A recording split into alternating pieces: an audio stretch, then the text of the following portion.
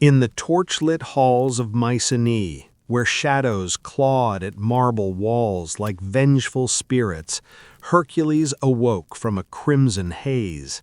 His mighty hands, still slick with the blood of his wife and children, trembled not from weakness, but from the goddess Hera's invisible chains snapping free.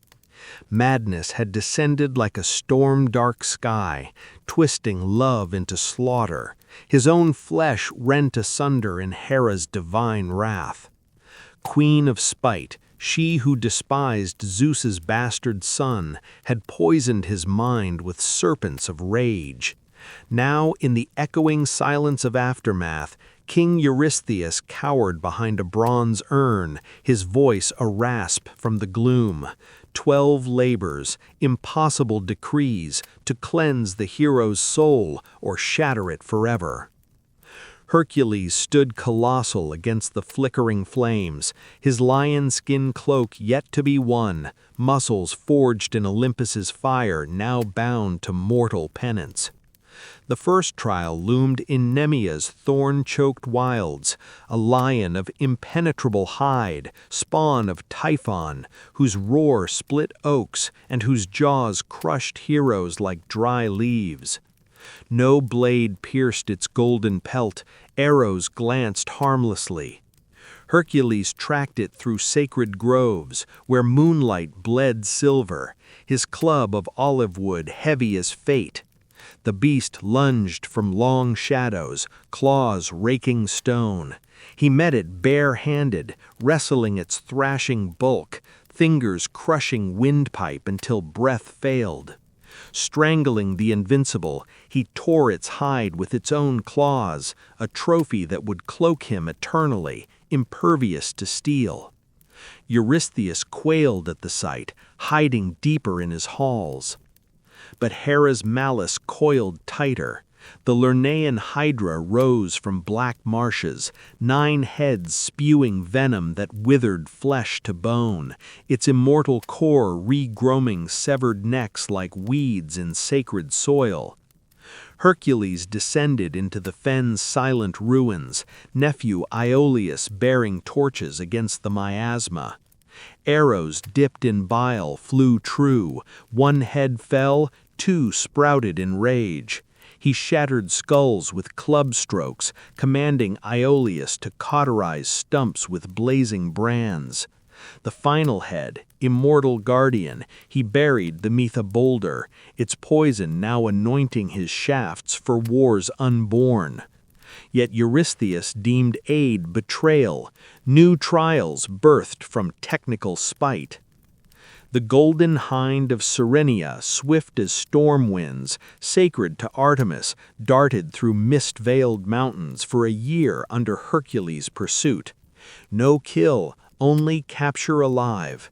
He chased its hoofbeats echoing like distant thunder, snares failing against divine speed. Exhaustion claimed it at last in a moonlit glade. Gentle bonds spared its life, horns gleaming like captured dawn. Then the Erymanthian boar, tusked terror of Arcadian snows, rampaged from pine-shrouded peaks. Hercules drove it into drifts, wrestling its fury until it yielded, borne alive on shoulders broad as mountains, to the king's trembling feet. Augean stables festered under storm-dark skies, their filth a century's curse, choking Elis's sacred groves with rot that poisoned rivers and withered fields. King Augeas, tyrant of wealth, vowed 1/10 of his herds if Hercules mucked the impossible in 1 day. No mortal broom availed. Hercules eyed the ramparts, channeling Alpheus and Peneus rivers through stone conduits breached by his bare hands.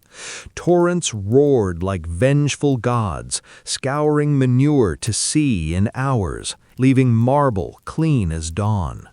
But Augeas reneged, oath shattered on greed's altar, Hera's whispers ensuring betrayal, birthing strife anew. Stymphalian birds darkened Arcadian skies, man-eaters with brazen beaks and feathers sharp as arrows, nesting in iron-tipped marsh where no foot trod. Athena gifted a bronze rattle, forged in Hephaestus's fire, its clang shattering silence like thunder in sacred ruins. Hercules shook doom from the heights, birds wheeling in panic. Venom arrows felled them mid-flight, crimson rain on long-shadowed waters. Eurystheus paled, the flock's wings a shroud over his throne. Then Crete's bull, earth-shaker Poseidon sired, rampaged from labyrinthine caves, snorting fury that cracked earth. Hercules grappled its horns in sweat-slick torment, subduing the divine beast, shipping it across wine-dark seas to Mycenae, where madness gripped it further, foaming prophecies unheeded. Diomedes' mares, flesh-devouring horrors stabled in Thracian gloom, tore heroes limb from limb, their stalls echoing with screams. Hercules stormed the torchlit corridors, slaying the king amid his own steeds' frenzy, feeding Diomedes' carcass to quell their bloodlust. Muzzled and yoked, they dragged to the king, wild eyes promising future doom. Hippolyta's girdle gleamed on Amazon shores, forged by Ares for the warrior queen. Hercules sailed under truce-feigned words, but Hera cloaked as strife ignited battle, axes clashing in sacred groves, queen slain despite chaste intent, belt torn bloodied from her corpse. Eurystheus clutched it, trembling at glory's cost. Gerion's red cattle roamed Erythea's sunset isle, guarded by the three-bodied giant and Orthrus, two-headed hound. Hercules shattered the dog's jaws, clubbed Geryon sundered across bronze shields, herding bellowing herds through Libyan sands and Scythian wastes. Monsters harried, half-man bees, shape-shifting thieves, but venom shafts and unyielding stride prevailed. Storms lashed the straits, he raised stone pillars to part the seas eternally. Each step echoed Hercules' defiance, divine sabotage weaving tighter nets of peril. Atlas, Titan of unbearable burdens, stooped beneath the storm-dark sky in Hesperides' sacred groves, where golden apples gleamed like forbidden stars amid coiling serpents. Hercules approached through long shadows, bartering freedom for the prize. Hold the heavens while I fetch the fruit.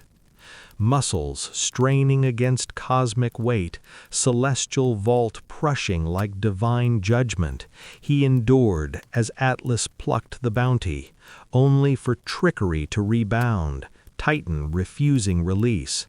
Burden unbroken, Hercules donned the helm of Hades, vanishing into invisibility, reclaiming apples with guile sharper than any blade. Back to Mycenae, Eurystheus clutched them fleetingly, Hera's spite ensuring their swift return to immortal hands. Yet the 12th labor plunged deepest, Cerberus, three-headed hound of the underworld, sentinel of silent ruins where no light pierced. Hercules descended torchlit corridors into Hades' realm, echoing footsteps swallowed by gloom, bargaining with the god of death for bare-handed capture.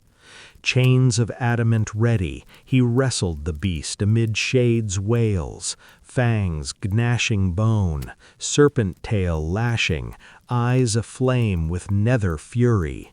Strength prevailed. Muzzled terror dragged surfaceward through chasms reeking of finality, presented alive to the cowering king before consigned back to abyss.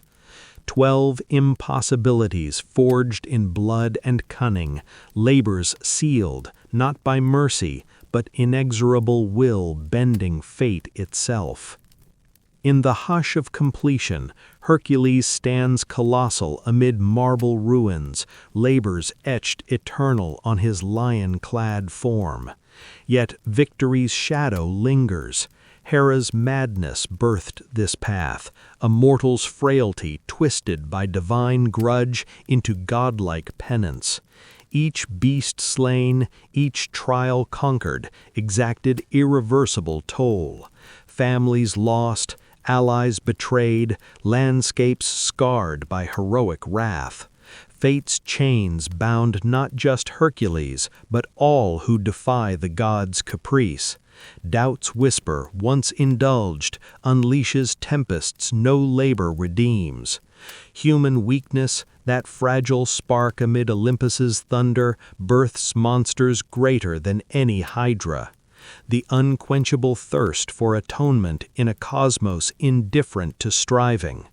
What lingers is not triumph's roar, but the silent vigil of a hero forever haunted by bloodied cradles, pillars raised against seas that part no more, skies' weight echoing in bones unbroken, yet forever bowed.